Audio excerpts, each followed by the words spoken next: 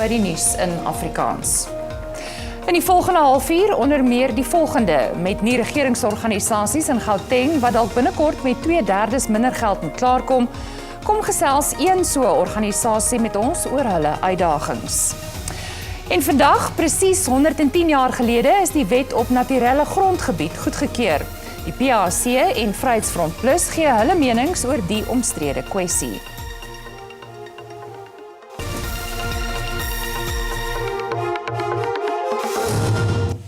Presies 110 jaar gelede, op 19 Junie 1913, het die Unie van Suid-Afrika die wet op naturelle grondgebied goedgekeur. Hiervolgens is die inheemse bevolking verbied om grond te besit, te huur of te bekom. Die wetgewing is in Junie 1991 herroep. SABC se parlementêre verslaggewer, Mercedes Besent, het gaan kyk na die geskiedkundige impak van die wetgewing en of enige vordering gemaak is om die nalatenskap uit te wis. Die dag 110 jaar gelede word beskou as die dag waarop grond amptelik onteien is. Sol Plaatje, die stigter van die African Natives Congress, het 'n jaar daarna onsuksesvol probeer dat die wet geskraap moet word. In 1948, toe die apartheidsregering aan bewind gekom het, was onteiening voortgesit. Distrik 6 in Kaapstad is een van die woonbuurte waar gedwonge verskywing plaasgevind het. On 11 February 1966, District 6 was declared a white group area. And that essentially meant that District 6 was declared white and all black people had to leave the city. About 60,000 people were forced to leave.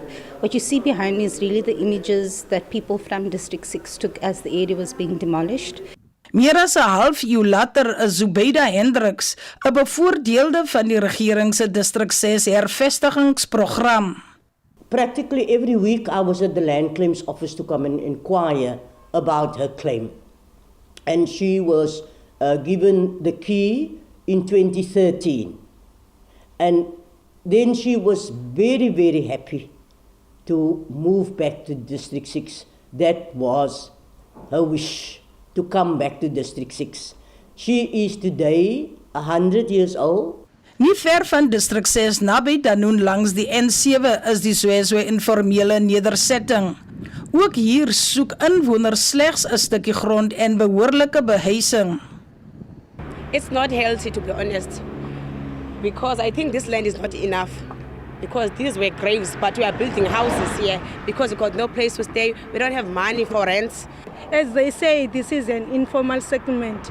We just want the temporal housing here so that we can stay at a safe place. Even our children, when they are about to go to school, they can't because it's raining. The transport can't go in when it's raining. Die Land and Accountability Research Center by die Universiteit van Kaapstad sê daar was min vordering gemaak met die grondkwessie die afgelope 110 jaar en selfs tydens die 29 jaar van demokrasie. So looking back, I think the progress has unfortunately been quite slow, especially in the last 30 years. Despite the constitutional commitment to land reform and the fact that a land reform program is laid out in the Constitution, it consists of 3 steps. One is to secure the tenure of people. One is to redistribute the land, which is about changing the nature of ownership and who holds land in South Africa.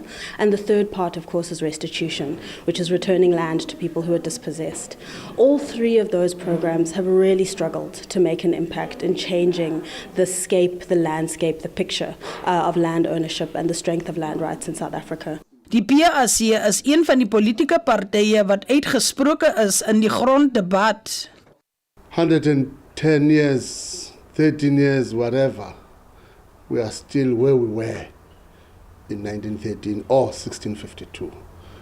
29 years in the so-called democracy.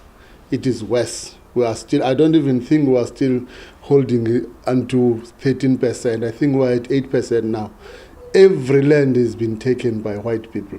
Even our own government could not just address the land question. So there's nothing about 1913 that has changed. The land still remains in the hands of the white people. Die Vryheidsfront Plus is egter van mening dat die grondkwessie nie so eenvoudig beskou kan word nie. Wel, in die eerste plek wil ek sê dat om sekere persentasies van grond te wil toeëien asof alles in besit van wites is nie korrek nie.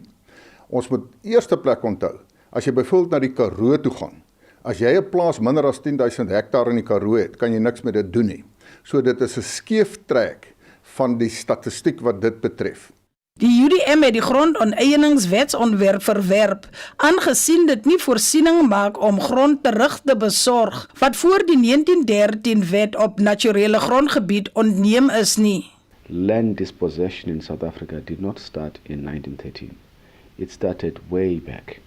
You will recall that all the chiefs in our country, in all the different provinces, fought against land dispossession. And some of the people were removed from their own land during those periods, long before 1913. We did say, even during that committee, that dealt with the expropriations committee, that it did not go back far enough. And because of that reason, we didn't support any initiatives that came up with it. It's almost like he wanted to cater for those who were removed starting from 1913 to date. Die vraag is egter of die grondkwessie 110 jaar later reggestel kan word en is daar politieke wil om dit te doen. In their own bill, they knew it was not going to succeed. Most of their members were not even in parliament on that day because they don't take land question seriously. Why? They are scared of their handlers. They are scared of the Western world. They are scared of the white people. They can't address it. Yes, from the PAC side, the land must be repossessed. Wel, in die eerste plek sê die Vryheidsfront Plus, as dit gaan oor grondhervorming, dan moet ons in die eerste plek verseker dat staatsgronde, en as miljoene hektaar staatsgrond beskikbaar, moet dan eers beskikbaar gestel word aan die mense wat dan grond wil hê. Die tweede aspek is baie duidelik dat ons sê, ons glo in die beginsel van vrywillige koper-verkoper. Daar's meer as genoeg grond beskikbaar op die vrye mark. En dis onwaar om te sê dat die grondeienaars verhoog die pryse. Dis nie waar nie. Die feite is, daar staan ook in die verslag van die departemente. In die derde plek sê ons, dat ons moet ook verseker, dat wanneer mense grond kry, spesifiek landbougrond, dat hulle opgelei is om te kan boer. En dis waar mentorskappe byvoorbeeld ter sprake kom.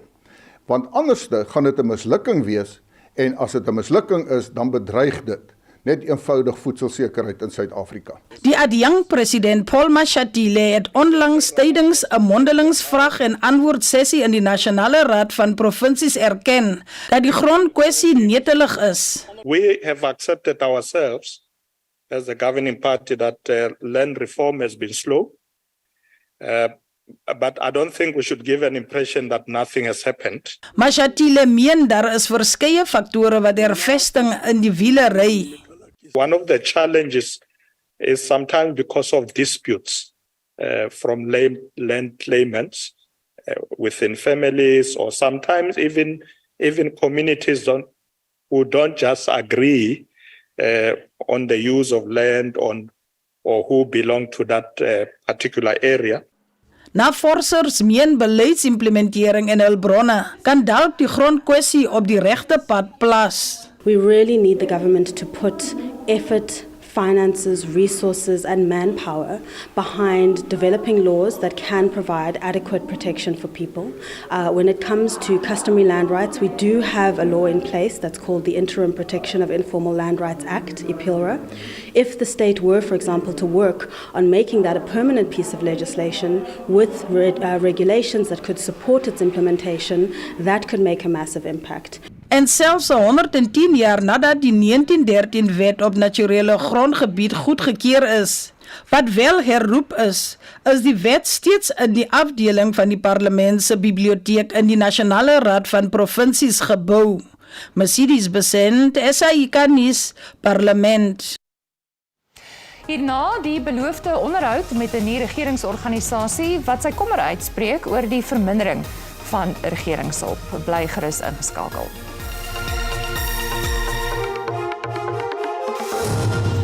Ons gaan voort. In Gauteng heers daar verwarring oor die toekenning van fondse aan nie-regeringsorganisasies.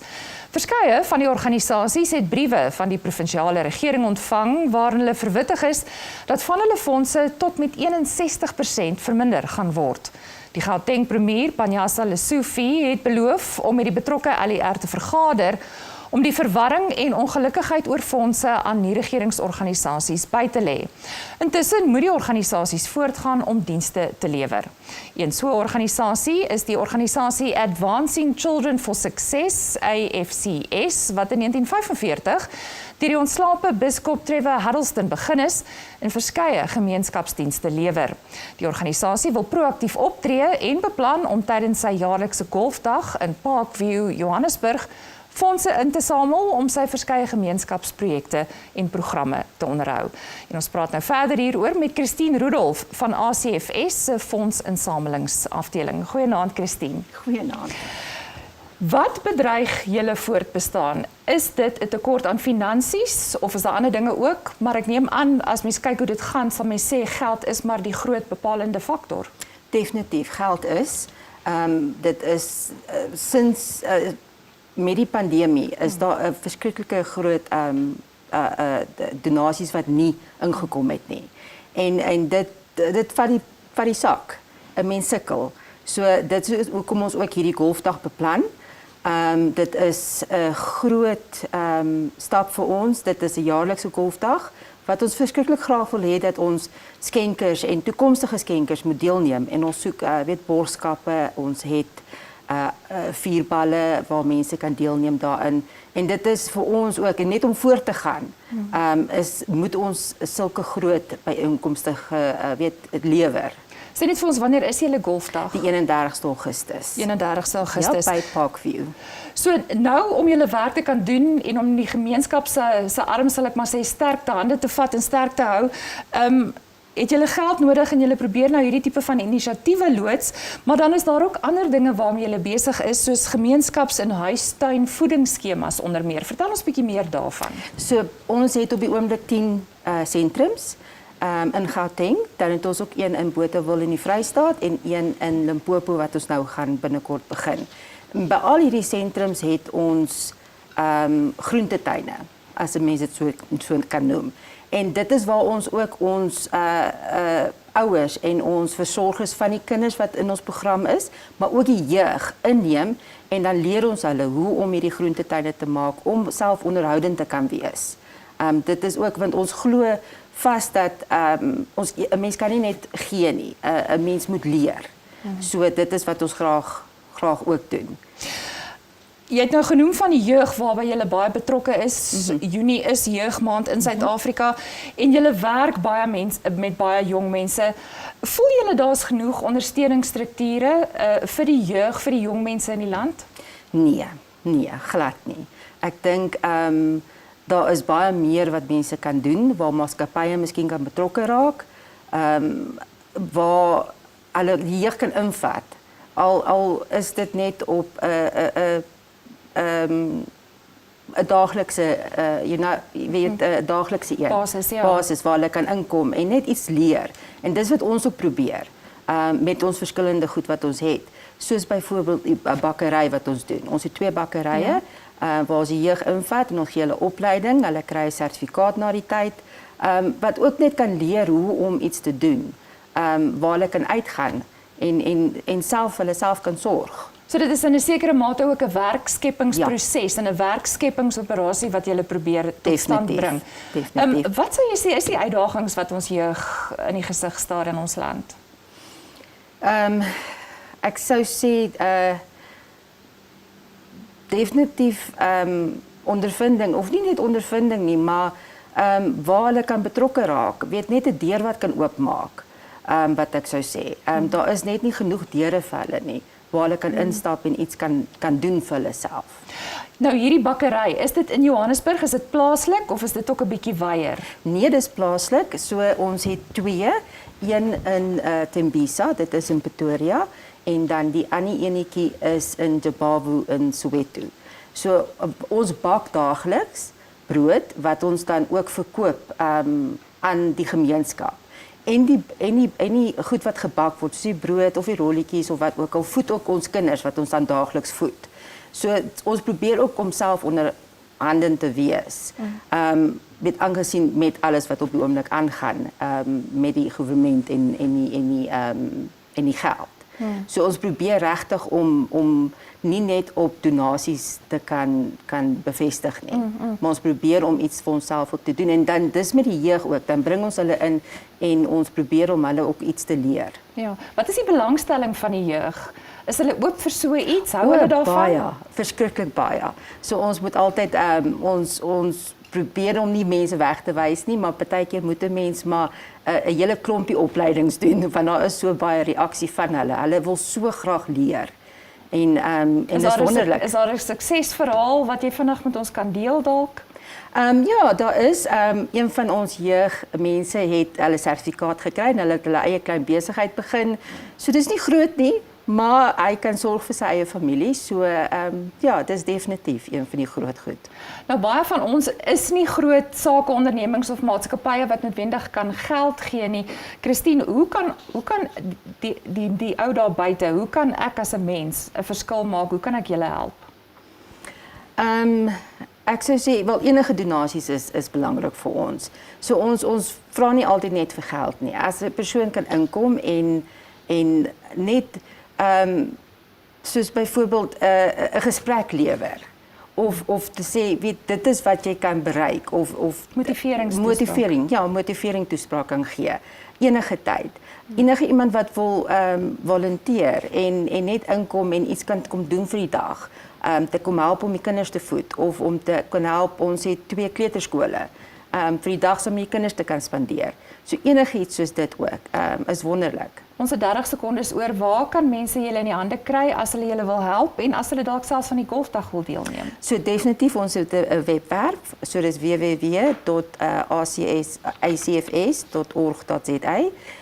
Ons het 'n Facebook page, ICFS Community en dan natuurlik ons kontaknommers, alles is op ons webwerf. Baie sterkte met alles wat julle doen en dankie vir die hulp wat julle gee veral dan vir ons jong mense. Christine, baie sterkte. Dankie. Dit was Christine Rudolph, 'n lid van ACFS se fondsinsamelingsafdeling. Ons is nou weer terug.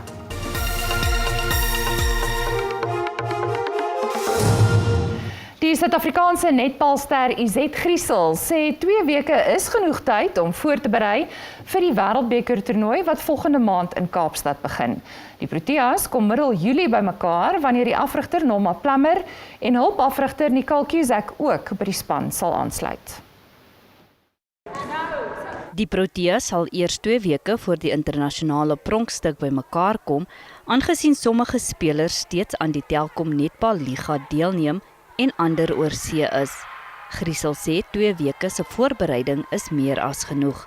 We've had our preparation, we are ready, so that would just be the final touches, the last 2 weeks, getting that final touches ready for the World Cup. Griesel was deel van die Protea span tydens die vorige Wêreldbeker toernooi in Engeland en is verlig dat sy weer deel is van die span wat die land gaan verteenwoordig. I'm so happy and so relieved and very honoured to be a part of this squad and so excited for the World Cup. Like, I can't wait. I think it would be great playing in front of the home crowd and on South African soil, and I think it will definitely be the highlight of my career. Die Proteas is in 'n groep met Sri Lanka, Wallis en die hoër gekeerde Jamaica. Die Proteas gaan onder geweldige druk wees om 'n Wêreldbeker te wen of ten minste 'n podiumplek op eie bodem te behaal. Everyone's expecting for us to at least get a medal, as you said, or get on the podium, but we are definitely working towards getting that trophy and the gold, and that's our challenge, and we're taking it on, and that's our aim, so we're working towards that. Obviously a podium finish would be great, but we are definitely going full out. Die Proteas se Wêreldbeker veldtog begin op 28 Julie teen Wallis.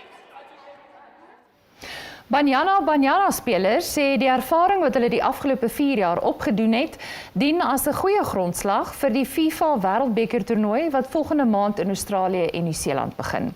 Die span het met rasseskrede verbeter en het verlede jaar die vroue Afrika Nasiesbeker verower. 4 jaar gelede het Banyana tydens die groepfase uit die FIFA Vroue Wêreldbeker in Frankryk vasgeval. Nou is hulle die vroue Afrika Nasiesbeker kampioene. we've grown so much over the 4 years. I think you saw the growth that we had in Morocco too. Being African champions, it's not easy, and we gave it everything. We knew exactly what it was that we wanted, and we went for it. And now going to New Zealand, Australia, I think we're going to need a little bit more than what we gave at AFCON. I think we're all ready to go. Robin Moodley het die vorige wêreldbeker weens 'n besering misgeloop. Sy hoop om hierdie keer deel van die span te wees. Sy sê die feit dat hulle as Afrika kampioene gaan deelneem, sal hulle selfvertroue 'n hupstoot gee. That even adds a little more pressure. However, it gives us a little more boost because we go in there with already one championship and we go in there with the experience. That light, that feeling of winning is still with us, and to carry that into this tournament, I think, will be great. Amogelang Motau sien ook uit na 'n plek in die span en hoop dat hulle die uitklopfases kan haal. It's a goal that we can accomplish as a team with the experience of the overseas-based players and a mix of local players who've been working hard in the Hollywood Bet Super League. And I think it's something that we can accomplish, and I'm looking forward to that. 'n Vriendskaplike wedstryd lê dalk nog voor vir Banyana voor sy opwarmingswedstryd teen Costa Rica. Bly ingeskakel, ons het nog nuus in Afrikaans net hierna.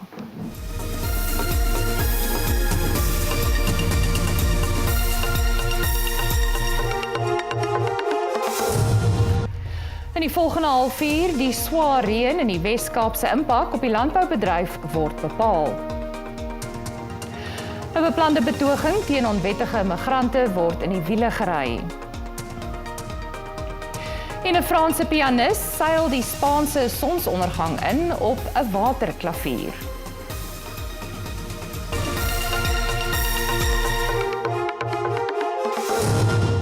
Goeienaand en welkom by die nuus in Afrikaans.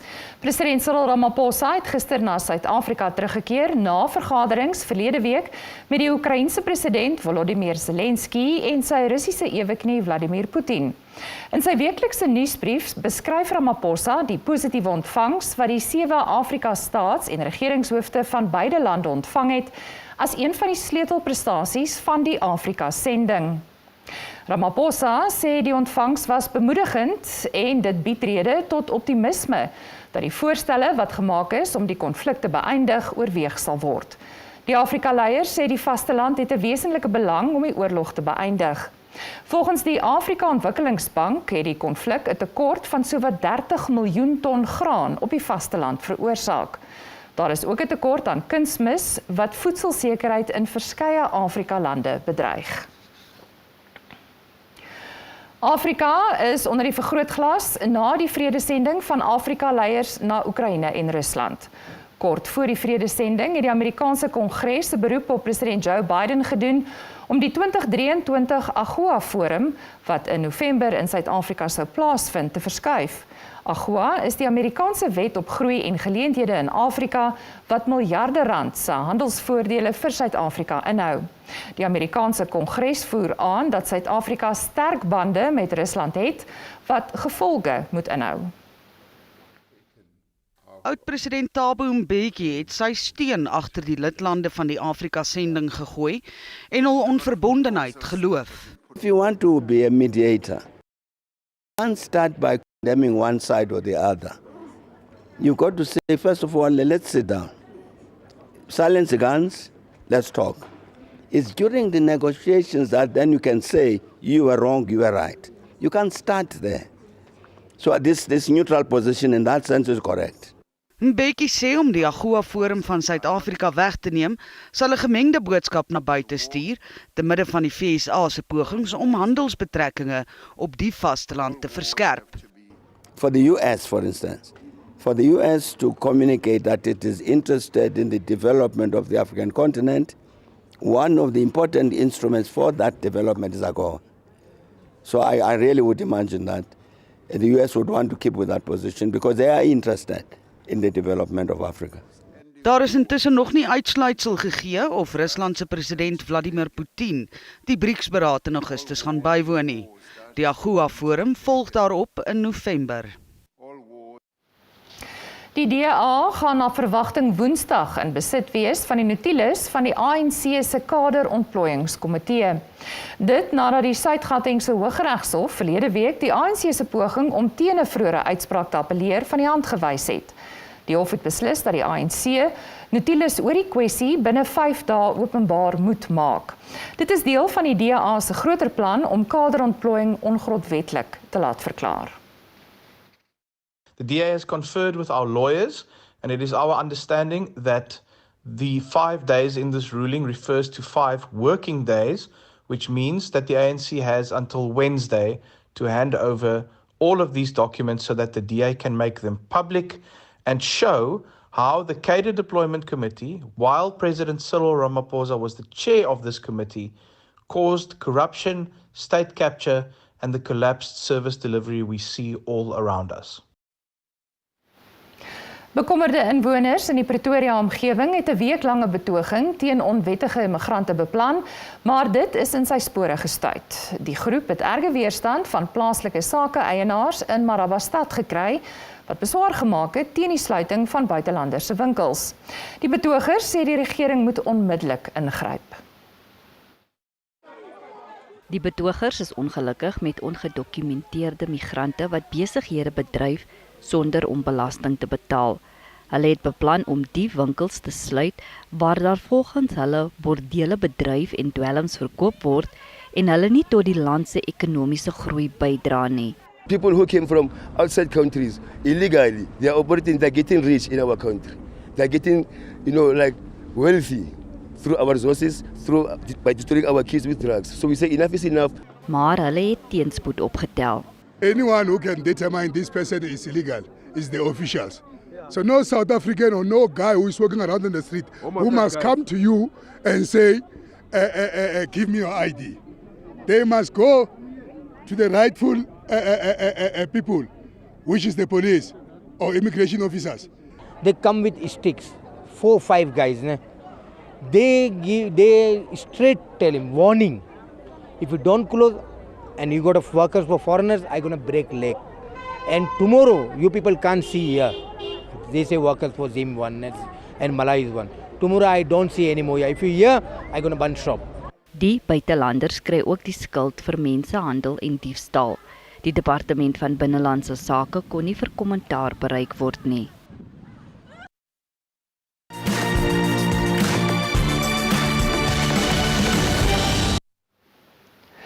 In Khartoum, Sudan en omliggende gebiede heers daar grootliks vrede nadat 'n 72 uur lange skietstilstand gister ingestel is. Die Sudanese gewapende magte en die Rapid Support Forces het ooreengekom om 6 uur Sondagoggend die wapens neer te lê. Voor die ooreenkoms gesluit is minstens 17 mense in 'n lugaanval dood. Dit sluit 5 kinders asook 'n aantal vroue en bejaardes in. In Australië het die Senaat wetgewing goedgekeur wat die weg baan om 'n referendum te hou waar volgens inheemse burgers in die grondwet erken sal word al dan nie. Australiërs sal stem of hulle die grondwet wil wysig sodat die komitee vir inheemse sake, Voice to Parliament, by die parlement ingesluit kan word. Die komitee sal in 'n raadgewende hoedanigheid die Aboriginal en Torres Strait eilandbewoners kan verteenwoordig. Die referendum sal waarskynlik tussen Oktober en Desember vanjaar gehou word. In Willowbrook, Illinois het beeldmateriaal van 'n ooggetuie die nadraai van 'n dodelike skietery net na middernag op 'n openbare vakansiedag vasgevang. Polisievoertuie het 'n parkeerterrein omsingel waar minstens 20 mense gewond is. Een persoon is in die aanval dood. Die groep het in die gebied buite Chicago byeengekom om Juneteenth te vier. Dit is 'n federale vakansiedag wat die bevryding van swart Amerikaanse slawe herdenk. Die motief vir die aanval is nog onbekend. En in die oostelike dele van Nepal het 1 persoon gesterf in kitsvloede en grondverskywings wat veroorsaak is deur swaar reën. 'n hidro-elektriese projek wat op die Hewa rivier in die Sanko-Wasaba distrik in aanbou was, het weggespoel. 16 werkers word ook vermis. Daar word gesoek na 9 mense in die naburige Tapshleung en Pangstad distrikte wat in die ooste aan Indië grens. Nepal se reenseisoen, wat belangrik is vir gewasverbouing, begin gewoonlik in die middel van Junie en duur tot September. President Cyril Ramaphosa beskryf die Afrika-vredesmissie na Oekraïne en Rusland as suksesvol. Meer hieroor net hierna.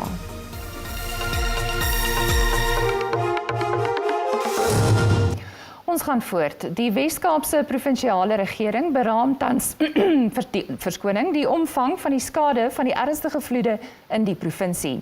Swaar reën het binne kort tydperke uitgesak wat onder meer paaie weggespoel en dorpe van die buitewêreld afgesny het. Dit sal oor die volgende paar dae en maande groot uitdagings bied vir die landboubedryf. Infrastruktuur van baie plase in die Weskus distriksmunisipaliteit het ernstige skade gely. Dorpe soos Citrusdal is afgesny van hoofpaaie soos die N7 hoofweg. Wingerde en boorde is weggespoel en veral sitrusboere wat tans oes, staar groot uitdagings in die gesig. Om die riviere groot skade wat infrastruktuur aan betref en dan ook die toegang tot plase. Jy weet, ons moet ons produk nou van die plaas af kry na die mark toe. Aartappels is 'n uitdaging nou, sitrus is 'n uitdaging. En ja, ek dink daar's enorme skade in die terugvoer wat ons van grondvlak af kry. Enorme skade wat infrastruktuur aan betref. So die toegang tot plase om ons produk af te kry. Die Klein Willem Dam het binne 'n week gestyg van 29 tot 92% kapasiteit. 10.000 byekolwe is weggespoel en verskeie verslae word opgestel om 'n plan in werking te stel. Die vloede volg na verskeie jare van ernstige droogte, COVID-19 en die impak op landbou as gevolg van die konflik in die Oekraïne. Die Wes-Kaapse regering sal oormôre 'n kabinetsvergadering hou. So Woensdag kan kry ons 'n voorlopige verslag van my kollega minister Bredel oor die omvang van die skade, die omvang van die infrastruktuur van minister Simmers, sodat ons dan proaktief kritieke besluite kan neem. Die eerste belangrike besluit is die behoefte om 'n sekere dorpe te verklaar as 'n plaaslike ramp en later dan die Wes-Kaap as 'n provinsiale ramp, sodat ons ook provinsiale rampbeheer fondse kan bekom van die nasionale regering. Die Wes-Kaap is die grootste agri-uitvoerder in die land. Mariska Botha, SABC Nuus, Moreesburg in die Weskus distrik. Damme en riviere is 'n groot bron van inkomste en voedsel vir talle Suid-Afrikaners. 'n Groep vissermanne van Mahikeng in Noordwes gebruik nette om in die Modimola dam vis te vang. Ons het gaan kyk hoe hulle te werk gaan om kos op die tafel te sit. Die Modimola dam is sowat 10 km buite Mahikeng. Kort na ons aankoms daag 'n groep vissermanne op wat onmiddellik aan die werk spring. Die vindingryke manne gebruik leë plastiek koeldrankbottels om hulle nette in die water te kry. 'n Trekker binneband word opgepomp wat as 'n boot dien. Maar voor hulle begin werk moet veiligheidsmaatreëls getref word. Ons moet veiligheidstoerusting gebruik. Ons gebruik leë koeldrankbottels as veiligheidsbaadjies. Hulle help jou dryf sou jy in die water val. Metsi ga ba tshwanna go ka tsela chance gore ngo ka tsaya go chance go nwa bojalwa bo ro ka tsena mo teng ga letang. Jy moenie in die water klim as jy alkohol gedrink het nie. Sou jy enige ongeluk hê, sal jy verdrink as jy dronk is. Di dinge ka phungwa ke ba boro go gare ga metsi o nole. Ha o nna le matla gore ne o ka flowa mo di mo ga metsi. Dit is hoe die broodwinners vir hulle gesinne voorsien. Ek het groot geword met inkomste wat ek uit visvang verdien het. Ek maak ook my kinders groot met die opbrengs van die visvang. Ek sotte sebe ka bakeng la ene thapi. Ke a ja, hier everything ka bakeng la thapi. Die vissermanne glo daarin om dinge op die regte manier te doen. Permit ke na lone. Hele tse ka permit. Because ka tswa tsena metsi mo sna permit. Ons het 'n permit. Jy kan nie in die water klim sonder 'n permit nie. Jy kan nie daar sonder vis vang nie, want dit wys wat gedoen moet word. So, ons het 'n permit.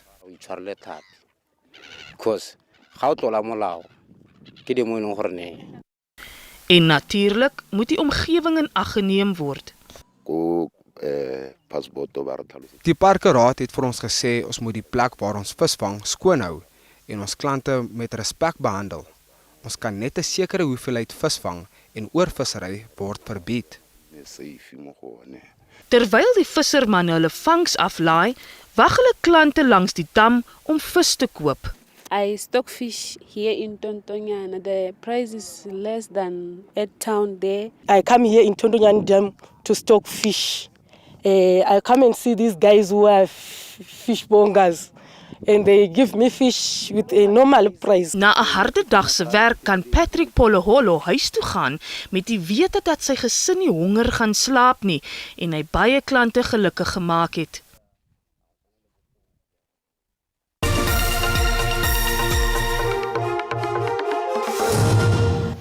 En ons het ongelukkig nie betyds die markaanwysers van die JSE ontvang nie. Soos gewoonlik bied ons jou 'n oorsig van wat in die sportwêreld gebeur het, bly ingeskakel. Die nuutgekroonde major kampioen Wyndham Clark sê sy sege by die Amerikaanse Ope golftoernooi in Los Angeles is steeds onwerklik. Die Amerikaner het die toernooi op 10 onder baansyfer gewen, een nou beter as Rory McIlroy van Noord-Ierland. Clark het sy laaste ronde in 70 houe gelyk aan baansyfer voltooi. Die Bafana legende Delron Buckley sê die nasionale span se skoksege oor Marokko het gewys dat Suid-Afrika teen die beste spanne ter wêreld kan meeding. Marokko het verlede jaar tot die halfeindronde van die FIFA Wêreldbeker toernooi deurgedring. Die Bafana het Saterdag in sy laaste Afrika Nasiesbeker kwalifikasiewedstryd in Johannesburg met 2-1 oor Marokko geseëvier. Die verwagting was groot dat Bafana teen die meer gesoute Marokko sou vasval. Maar hy het almal verras en sekerlik een van die beste vertonings onder sy afrigter Hugo Broos gelewer. Buckley sê Bafana is nou daartoe in staat om groot spanne te klop. I was happy and fascinated on the performance what they had against Morocco. You know, it was top, and they should keep this. You know, you can see now they have the mojo, they have the self-confidence, and they should keep this for all the games that are going to come, and you know, keep on making the nation proud. Die Noord-Afrikaners is eerste in Afrika en 11de in die wêreld, terwyl Bafana onderskeidelik 12de en 66ste op die vasteland en in die wêreld is. Buckley het ook bygevoeg dat die span met die oorwinning volgende jaar vol selfvertroue na die Afrika Nasiesbeker toernooi in die voorkus kan gaan. Ons sluit af. Daar is min dinge wat 'n mens so kan laat ontspan soos musiek en water. En 'n kombinasie van die twee is absoluut hemels. In Madrid in Spanje kan jy die sonsondergang geniet op 'n drywende klavier.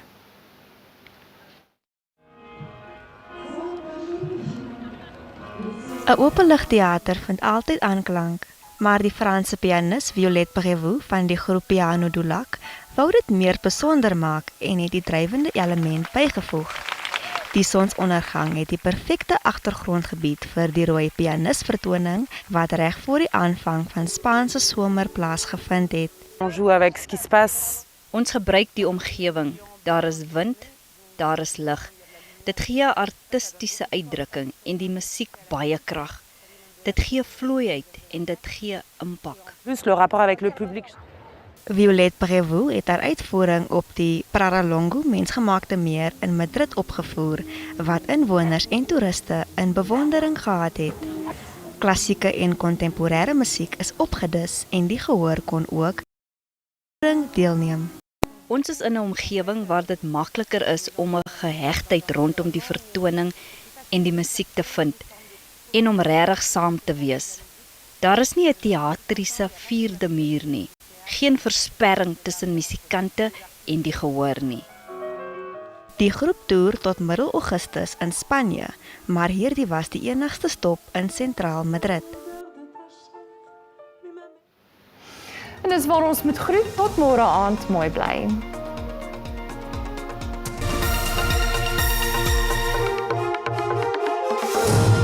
Goeienaand, welkom by die weer. Vir vannag sien ons, daar is 'n koue front in die westelike en die oostelike dele van die land. Dan sien ons ook 'n 60% kans vir reën in dele van die Oos-Kaap en dan 'n 30% kans vir reën in die res van die land. Andersins koel reg oor die land.